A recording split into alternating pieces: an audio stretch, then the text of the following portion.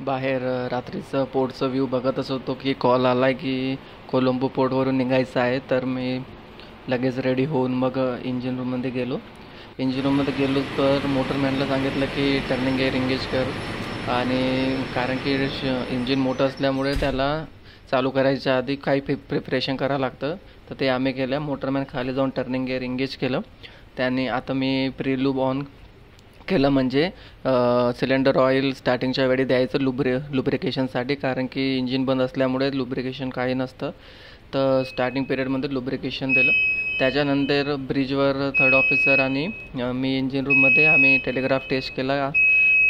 Telegraph taste म्हणजे की engine रूमचा टेलिग्राफ आणि ब्रिजचा टेलिग्राफ तो एकाच बरोबर मॅच होतो आहे, म्हणजे कमांड बरोबरच येतात दोघांच्या, म्हणजे कमांडमध्ये काही कमी जास्त नाही आहे. तर ते सगळे निघायच्या आधी, इंजिन स्टार्ट करायच्या आधी सगळं टेस्ट करून घ्यायला लागतं. तर त्याचेच आम्ही आता टेलिग्राफ टेस्ट करत आहेत. हे सगळे डेस्ट slow ahead, half ahead, full ahead, navigation full, तसेच हे मागच्या बाजूला जाण्यासाठी अस्टर्न, हाफ अस्टर्न, फुल अस्टर्न असं वगैरे असतं. आता टेलिग्राफ टेस्ट झालं तर त्याच्यानंतर स्टेअरिंग गिअर पण टेस्ट करावं लागतं.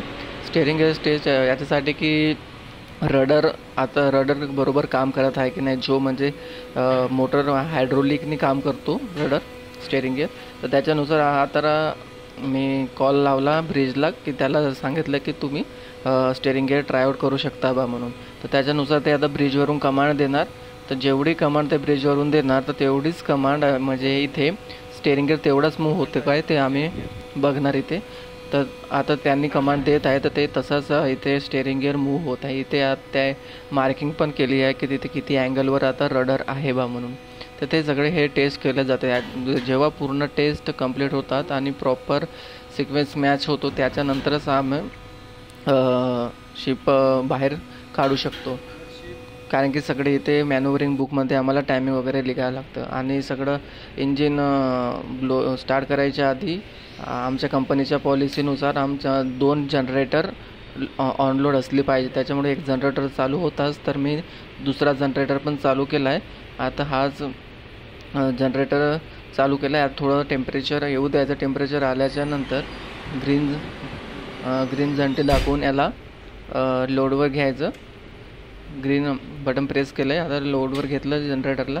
लोडवर आल्याच्यानंतर मग आम्ही प्रॉपर चेक करणार की आता लोड बरोबर डिस्ट्रीब्युशन झालं की नाही झालं. त्याच्यानुसार मग आम्ही सगळं नंतरची प्रोसेस करणार. आणि कॉम्प्रेसर पण स्टार्ट करून घेणार, कारण की एअर किक देण्यासाठी 5 to 6 बार एअर घेणार. तर त्याच्यामुळे एअर बॉटल पण फिल असलेलं गरजेचं आहे, नाहीतर अलार्म पण येऊ शकतो. आता दुसरा जनरेटर लोड घेतल्याच्या नंतर लोड पण बघितलं की लोड बरोबर आहे तर स्टँड बाय इंजिन प्रेस करून ऑक्झिलरी ब्लोअर पण स्टार्ट करू शकतो. आता मोटरमॅनला सांगितलं की एअर वॉल ओपन कर. एअर वॉल ओपन करायला गेला तो.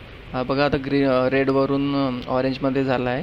डिस्ट्रीब्युशन वॉल ओपन केला त्यांनी आणि मेन स्टार्टिंग वॉल पण ओपन केला. आता थर्ड ऑफिसरनी वरून स्टँड बाय प्रेस केलं तर तसेच तिथे एअर ऑक्झिलरी ब्लोअर पण स्टार्ट झाले आणि एच पी एस पंप पण स्टार्ट झाला. जसाच एच पी एफचा प्रेशर नॉर्मलमध्ये येणार तर आपण एअर किक देऊ. तर तेच जसं नॉर्मल प्रेशर नॉर्मल यायची वाट बघू आपण. आता प्रेशर नॉर्मल आला आहे. एअर किकची एक बटन असतं ती प्रेस करणार. त्याच्यामुळे फक्त इंजिनमध्ये एअरच जाणार, फ्यूल जाणार नाही. तर इंजिन स्टार्ट नाही होणार. फक्त म्हणजे इंडिकेटर कॉक ओपन्स आहेत तर त्याच्यामध्ये काही ऑइल वॉटर पार्टिकल असणार तर त्याच्यामधून इंजिनचे सिलेंडर पिस्टनच्या वरून बाहेर निघून जाणार. आता इंडिकेटर कॉक बंद केले. आता इंजिनला किक देत आहे तर आता फ्यूल पण जाणार तर इंजिन स्टार्ट होणार.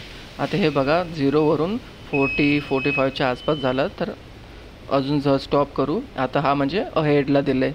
आता आपण अस्टर्नला पण ट्रायआउट करू, म्हणजे मागच्या दिशेने पण इंजिन टर्न होतो का तर ते पण ट्रायआउट करू आपण. तर आता अस्टर्नला दिलं आहे तर आता 0वरून रेडकडे -40-50पर्यंत, म्हणजे याच्यानुसार कळून येतं की इंजिन बरोबर सगळे सिलेंडर फायर होत आहेत आणि इंजिनमध्ये काही प्रॉब्लेम नाही आहे. तर आपण म्हणजे आपलं आता इंजिन रेडी आहे सेलिंगसाठी.